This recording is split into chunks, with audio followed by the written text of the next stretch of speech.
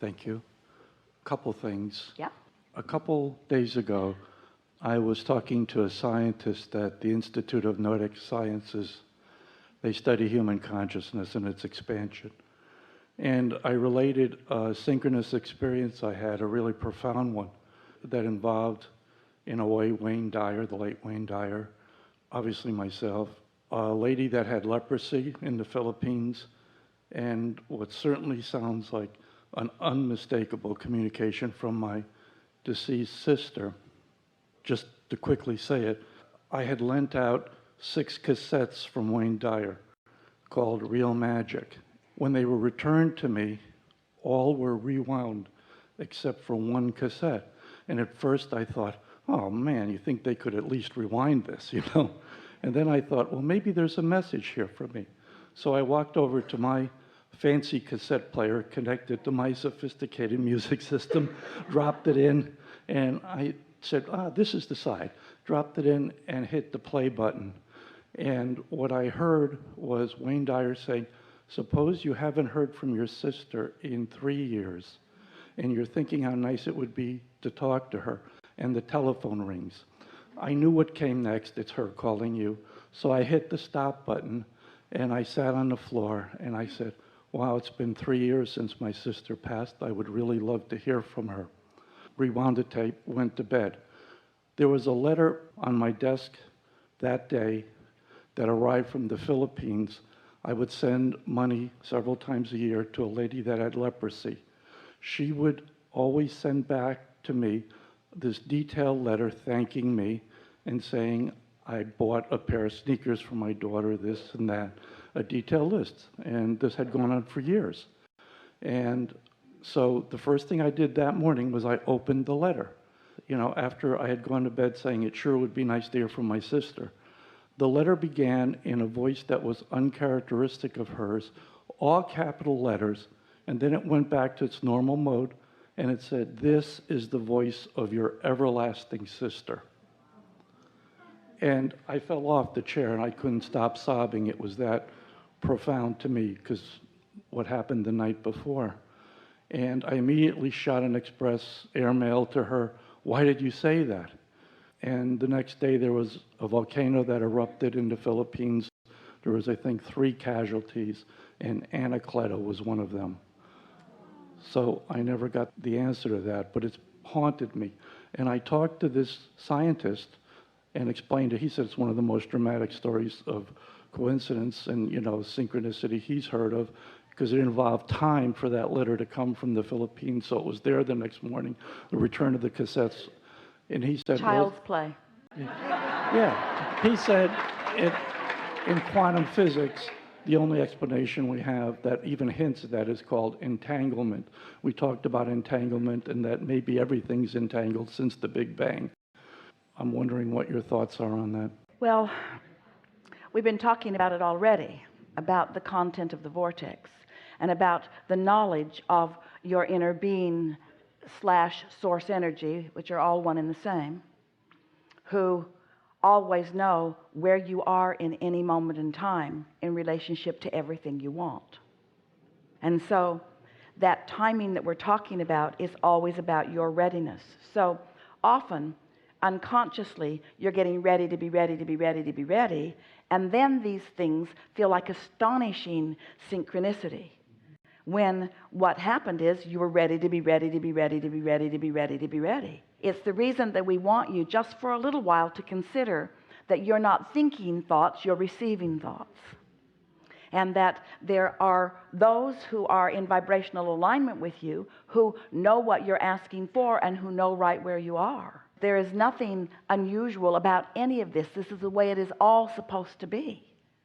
Your inner being knows what your requests are. That's what Esther meant when she said to you, formulate what you want to talk about, or just come in your knowingness of what it is, and it will be part of the conversation here today. She hears it in seminar after seminar after seminar after seminar, because your inner being knows who you are and what you want and where you are in readiness for it. And really the most significant part of your question and our answer lies in your readiness to receive, because The timing of that could have been in an entirely different time, but it all had to do with your readiness for it. You see what we're getting at?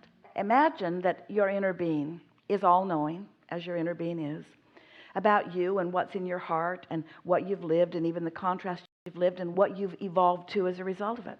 What if your inner being knows all that you've become? What if all of that had already happened? What if what you're calling now, as you think about the past, and then the present, what if it's all old news? And what if this vortex, which is present tense by our standard, what if everything that you've been asking for is present tense? What if it's all present? What if your friend's desire to communicate with you was present tense, always? And what if your desire to communicate was present tense? What if you were so connected to your vortex that it was all present tense, and then you get into the receiving mode where what is present tense can come into your world that you think is present? Getting a little whiff of that? What is a manifestation anyway? It's an awareness, it's a perception. What is time anyway? It's awareness or a perception.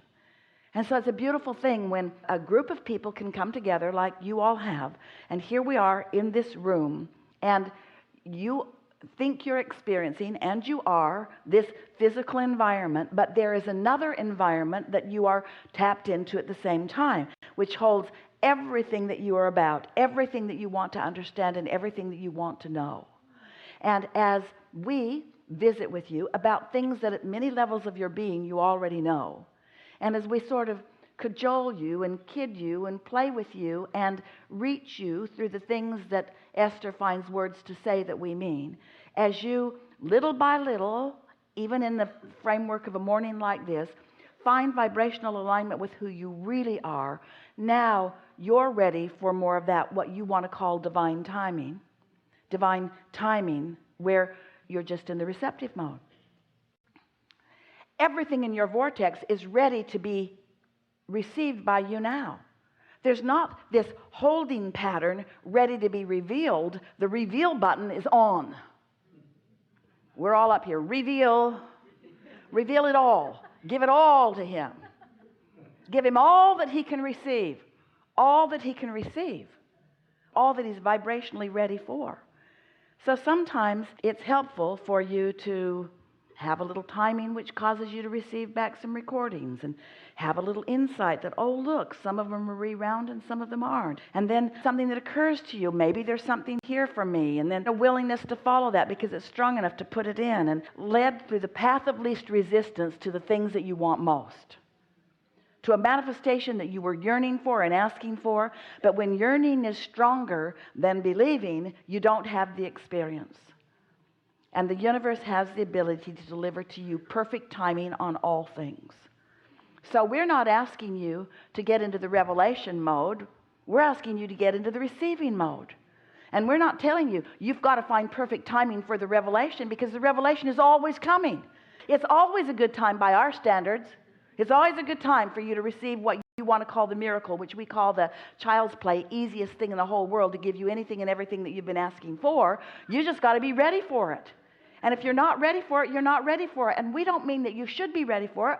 We don't mean that at all. We don't mean you need to get ready. We just mean you don't want to receive things that you're not ready for. You know what happens when you receive something you're not ready for? You freak out or you miss it altogether. So this is a conversation about your readiness. Wow.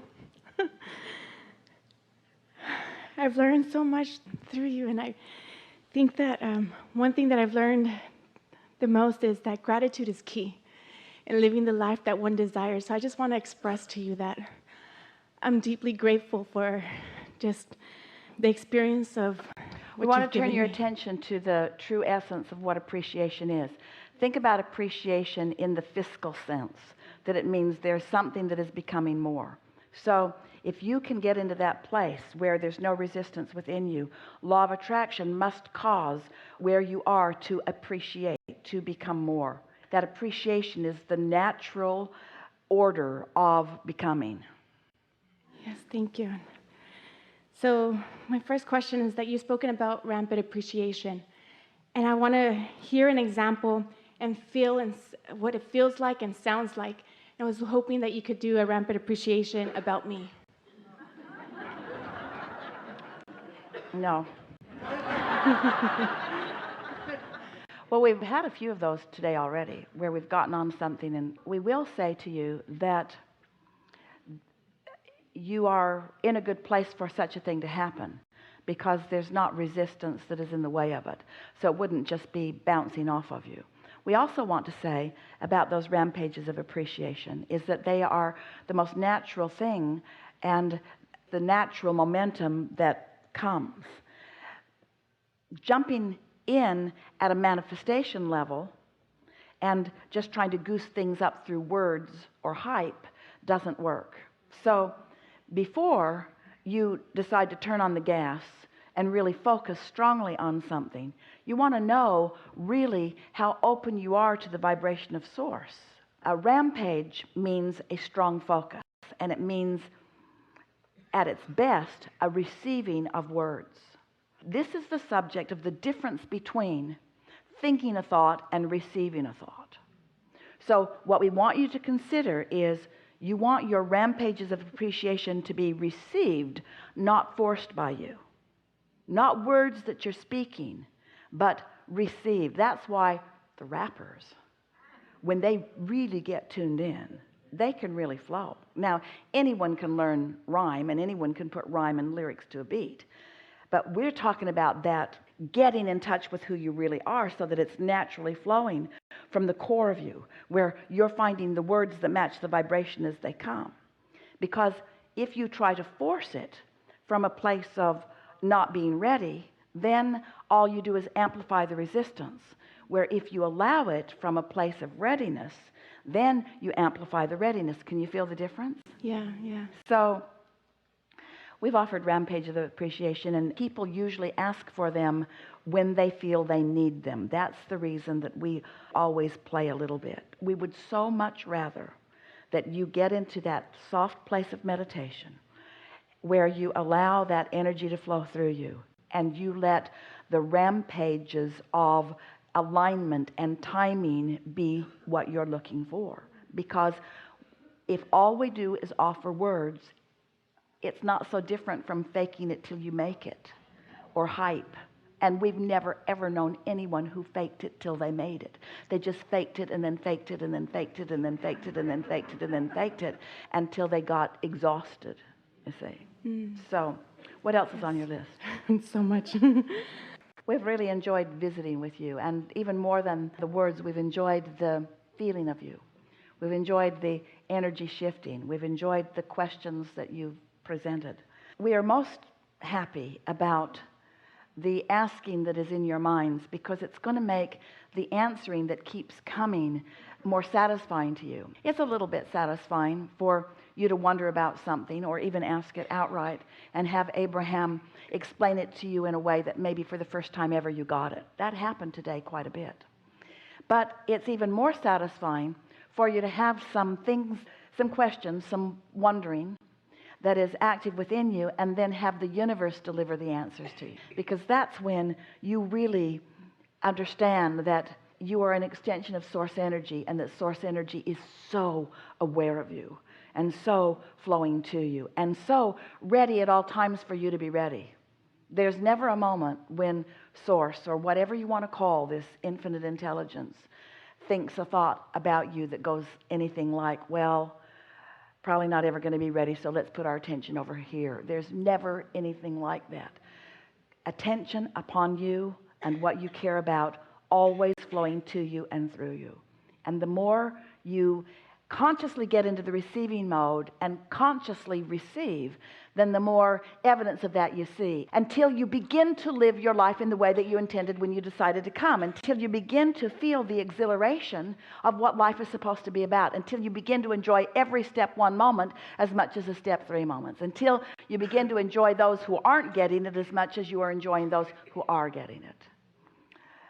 There is great love here for you. And as always, we remain stubbornly in your vortex.